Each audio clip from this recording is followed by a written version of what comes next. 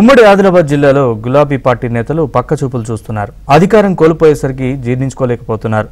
కుదిరితే కాంగ్రెస్ లేకుంటే బీజేపీలోకి జంప్ అవుతున్నారు. ఇప్పటికే పలువురు కీలక నాయకులు బీఆర్ఎస్ కి గుడ్ బై చెప్పారు. రాబోయే రోజుల్లో మరికొందరు నేతలు సైతం కారు దిగేందుకు ఏర్పాట్లు చేసుకుంటున్నారు. ఈ పరిణామాలన్నీ బీఆర్ఎస్ పార్టీకి ఇబ్బందికరంగా మారుతున్నాయి.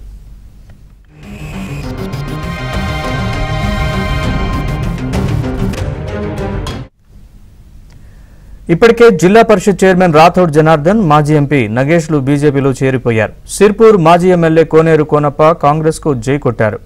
అదే బాటలో మాజీ మంత్రి అల్లోల ఇంద్రకరణ్ రెడ్డి, మాజీ ఎమ్మెల్యే విఠల్ రెడ్డి సైతం కాంగ్రెస్ లో చేరేందుకు సిద్ధమవుతున్నారు.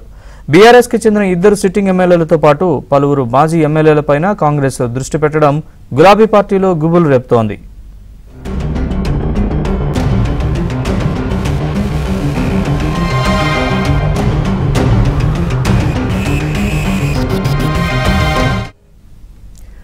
వాస్తవానికి అసెంబ్లీ ఎన్నికల్లో పార్లమెంట్ పరిధిలోని 7 నియోజకవర్గాల్లోనూ బీఆర్ఎస్ అభ్యర్థులు గట్టి పోటీ ఇచ్చారు. బోధ్, ఆసిఫాబాద్ సెగ్మెంట్లలో బీఆర్ఎస్ అభ్యర్థులు గెలిచారు. ఆదిలాబాద్, ఖానాపూర్, సిర్పూర్ నియోజకవర్గాల్లో తక్కువ ఓట్లతో బీఆర్ఎస్ అభ్యర్థులు ఓడిపోయారు. 4 బీజేపీ, 1 స్థానంలో కాంగ్రెస్ అభ్యర్థులు గెలిచారు. ఈ క్రమంలో పార్లమెంట్ ఎన్నికల్లో నేతలంతా ఐక్యంగా పనిచేస్తే త్రిముఖ పోటీలో గెలుస్తామని బీఆర్ఎస్ లెక్కలు వేసుకుంది. హైదరాబాద్లో జరిగిన సమీక్షా సమావేశంలోనూ కేటీఆర్ అదే ధీమాను వ్యక్తం చేశారు. మరోవైపు ఎలాగైనా ఎంపీ స్థానాన్ని దక్కించుకోవాలని భావిస్తున్న కాంగ్రెస్ పార్టీ ఆపరేషన్ మొదలుపెట్టింది.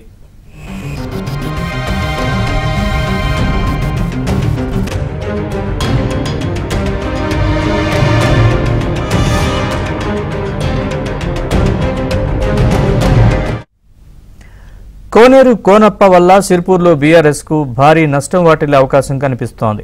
మాజీ మంత్రి ఇంద్రకరణ్ రెడ్డి కూడా కాంగ్రెస్ లో చేరితే నిర్మల్ జిల్లాతో పాటు పార్లమెంటు మొత్తం మీద బీఆర్ఎస్ కు నష్టం జరుగుతుంది.